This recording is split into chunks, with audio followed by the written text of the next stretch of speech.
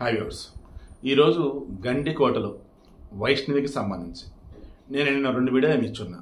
ఇది దాని కంటిన్యూషన్. నేను క్రాస్ చెక్ చేశాను.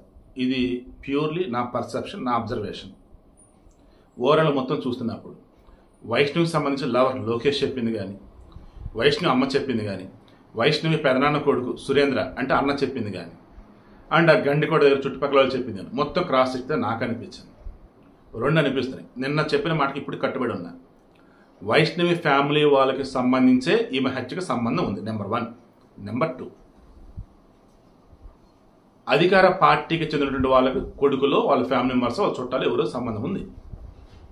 ఆమె చనిపోయిన విధానం చూస్తే పోస్ట్ మార్టం డాక్టర్స్ చెప్పింది ఆమె మీద లైంగిక దాడి జరగల, అంటే రేప్ జరగల, కానీ బాడీ మీద రక్కిని ఇది ఉన్నాయి. ఆమె లివర్ లోపల బ్లడ్ బ్లీడింగ్ అని చనిపోయింది. అంటే తన్నేరు, భయంకరంగా తన్నేరు. ఇక్కడ 2. 1, ముందుగా ఏంటి, నువ్వు లోకేష్ గారితో తిరగొద్దని చెప్పిన వాడితో తిరుగుతున్నావు. చివరికి నీ వయసు ఎంత, నువ్వు రిసార్ట్కి వచ్చావా, వాడితో పాటు పడుకున్నావా అన్నట్టుగాని ఆమె కుటుంబ సభ్యులు, ఆమె బంధువులు, ఆమె ఇంట్లో పురమాయించిన వాళ్ళు ఉండి ఆమెను దారుణంగా కొట్టి చంపేసి దెన్ అక్కడ పడేసి వెళ్ళిపోయాడు. దెన్ బట్టలు ఎందుకు కూడా తీశారు ఏంటి అన్నప్పుడు కేసు డైవర్ట్ చేయడానికి, వేరే ఎవరో రేప్ చేయబోతే ఈ పిల్ల ప్రతిఘటిస్తే అప్పుడు ఇక బట్టలు తీసేసారు, ఆల్రెడీ ఇంక చనిపోయింది చంపేసి వెళ్ళిపోయి ఉండొచ్చు అన్నది అలా చెప్పొచ్చు అని. లేదు అన్నప్పుడు ఆ లవర్ మీద తోయడానికి అని చెప్పేసి అనుకోవచ్చు, వాడు రేప్ చేసి చంపేసి వెళ్ళిపోయాడని చెప్పేసి. ఓకే, ఇది ఒక వెర్షన్. 2వ వెర్షన్, పోలీసులు ఏమంటున్నారు నిన్న కూడా, కోయ ప్రవీణ ఆయన కర్నూలు రేంజ్ డిఐజీ నిన్న కూడా ఏం చెప్పారు, ఈ హత్యకు సంబంధించి మా దగ్గర కీలక సమాచారం ఉంది, మేము ఈరోజు బయట పెడుతున్నారు. దట్ మీన్స్ నిన్న పెట్ల, ఈరోజు బయట పెట్టాలి, నాకు తెలిసి ఇంకా పెట్ల. ఈ వీడియో నేను ఇచ్చేలోపు కనుక చెప్పుంటే నేను కరెక్ట్ చేసుకుంటాను నెక్స్ట్ వీడియోలో. చెప్పలేదనుకుంటే ఈ వీడియో లాగే యాసిస్గా ఉంటుంది.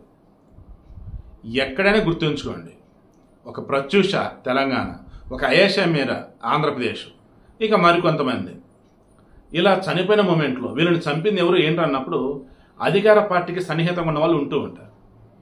అలా నిన్న లోకేష్ ఆ అమ్మాయికి సంబంధించి మా వాళ్ళు వస్తా అంటున్నారు కదా, నువ్వు వెళ్ళిపో నేను చూసుకుంటా అని చెప్పేసి ఆ అమ్మాయి అంటే ఆ పీరు కూడా వెళ్ళిపోయాడు. పోనీ జాగ్రత్త పరుడు నాకు అయినట్టయితే ఆ అమ్మాయిని జాగ్రత్తగా కనీసం బొస్సాన్ని ఎక్కించి వెళ్ళాల్సింది, అది కూడా చేయలేం. సరే, ఆ పిల్ల వచ్చేసి మరి ఏం చెప్పింది ఏంటో నేను చూసుకుంటా అని చెప్పింది, ఓకే. ఇక ఆ తర్వాత వాళ్ళ ఇంట్లో వాళ్ళు వచ్చి బెదిరించి ఉండొచ్చు, తిట్టుండొచ్చు, ఇంక వెళ్ళిపోయి ఉండొచ్చు. ఇంకా ఆ తర్వాత ఆ అమ్మాయి అక్కడక్కడ తిరుగుతూ ఉంటే, లేదా వాళ్ళ ఇంట్లో ఎవరు రాలా, వాళ్ళ అన్న సురేంద్ర వచ్చాడు 20 నిమిషాలు ఉన్నాడు అంటున్నారు.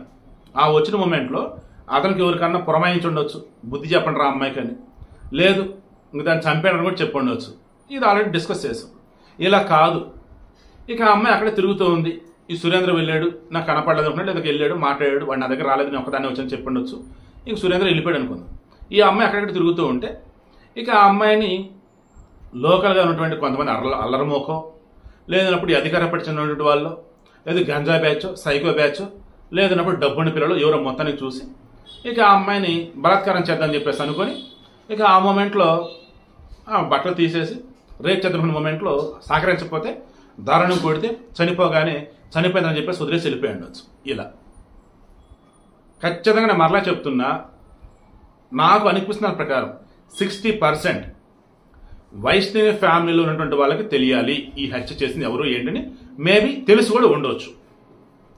40% మాత్రం బయట వాళ్ళు వీళ్ళు ఎవరు ఏంటనేది పోలీసులకు తెలిసి ఉండొచ్చు. 2 వర్షన్స్లోనే ఫైనల్ అప్డేట్ అయితే ఉండేది నాకు అనిపిస్తుంది. కమింగ్ టు ఈ లోకేష్ కూడా చెప్పాల్సిన విషయాలు చాలా ఉండుంటాయి, ఈ సురేంద్ర కూడా చెప్పాల్సిన చాలా ఉండుంటాయి, అది పోలీసులు చెప్పుంటారు, అవి వచ్చాక మాట్లాడుకుందాం. ఇవిడక మెయిన్ ఇంటెన్షన్ మరలా చెప్తున్నాం, చిన్నవాళ్ళు కానీ పెద్దవాళ్ళు కానీ ఎక్కడ పడితే అక్కడికి ఒంటరిగా వెళ్ళకండి. ఈవెన్ నమ్ముకున్నోడితో కావచ్చు, ఉంచుకున్నోడితో కావచ్చు, లవర్తో కావచ్చు, వాళ్ళతో కూడా ఆడ పడితే అక్కడికి వాకండి. ఎంతవరకు ఉన్నారో అంతవరకే ఉండండి. పట్ట పగలు మధ్యాహ్నం పూట ఆమెను 12 గంటల తర్వాత చంపినారంటే అది కూడా దారుణంగా కొట్టి లోపల రక్తం అంతా కూడా గట్టగట్టేలాగా అలా బ్లడ్ బ్లీడింగ్ అయిపోయి చనిపోయిందండి. పాపం నరకం చూపారండి ఆ అమ్మాయికి. మరలా చెప్తున్నా, రేప్ చేయటం కోసం అయ్యి ఆమె బట్టలు తీసి ఆ రకంగా చేసిన వాళ్ళు అయ్యి ఉండాలా, లేదు అంటే రేపుగా చిత్రీకరిద్దామన్నట్టుగా చేస్తూ పరువు తీసింది అని చెప్పేసి వాళ్ళ ఇంట్లో వాళ్ళకి తెలిసిన చంపేసి ఉండాలి. బట్ దారుణ హత్య ఇది. అసలు దీని వెనక ఎవరున్నారంటే పోలీసులు నిజంగానే బయట పెడితే ఏపీలో ఇక నుంచి అన్న కుదురుగా ఉంటారు, పద్ధతిగా ఉండాల్సిన పద్ధతిగా ఉంటారు. అన్నిటికి మించి మరలా చెప్తున్నా, ఇందులో చిన్న పాయింట్ చెప్పాల్సింది. సురేంద్ర వచ్చేసి అతను చెల్లి ఉంది, ఇంటర్ క్యాస్ట్ మేనేజ్ చేసుకుందట. అలాంటప్పుడు ఈ వైష్ణవ్ వచ్చేసి వేరేవారిని ఇష్టపడితే నేను ఎందుకు అబ్జెక్షన్ చెప్తాను, ప్రేమించినట్టు పెళ్లి చేస్తాం అంతే తప్ప వేరేది కాదు కదా, ఇప్పుడు చదువుకోమన్నాం అదే నేను చెప్తున్నాను అన్నాడు. ఇక్కడ ఈ అమ్మాయి వచ్చేసి ప్రేమించింది లోకేష్ కూడా వాళ్ళ సామాజిక వర్గం బలిజ. ఒకే కులంలో ఉన్నటువంటి 2 కుటుంబాలకి మధ్య ఉండే శత్రుత్వం భయంకరంగా ఉండేది. రాయలసీమ ఫ్యాక్షన్స్ మొత్తం అలాగే ఉంటుంది. ఒకే కులంలో ఉన్న వాళ్ళు ఉంటారు, నాయుడు రెడ్డి చౌదరి లైక్ ఇలా సినిమాల ఎఫెక్ట్ నేను చెప్తున్నాను. అలా ఈ లోకేష్ వాళ్ళ ఫ్యామిలీతో ఈ వైష్ణవ్ క్లోజ్గా ఉండడం తట్టుకోలేక చంపేసనే ఉండాలి. లేదన్నప్పుడు ఇందా నేను చెప్తున్నట్టుగా బయటకు పురమాయిస్తూ వాళ్ళు ఏదైనా చేస్తుండాలి. ఇవన్నీ కాదన్నప్పుడు 40% నన్ను చూసారా, ఆ అమ్మాయి ఒక్కతడి తిరుగుతూ ఉంటే అలా అధికార పార్టీ వాళ్ళు, డబ్బున్న వాళ్ళ పిల్లలు గంజాయి బెచ్చ సైకో బెచ్చ ఏదైనా చేసేసి ఆ రకంగా అమ్మాయిని చంపేసి ఉండాలి. సో మరలా చెప్తున్నా, కేర్ఫుల్గా అయితే ఉండండి, కంటికి తైలపులా కనిపెట్టి తిరగండి. పిల్లలు ఏం చేస్తున్నారంటే గమనించండి, పెద్దవాళ్ళు పిల్లలతో మీరు ఎలా ఉన్నారేంటో సరే చూసుకోండి.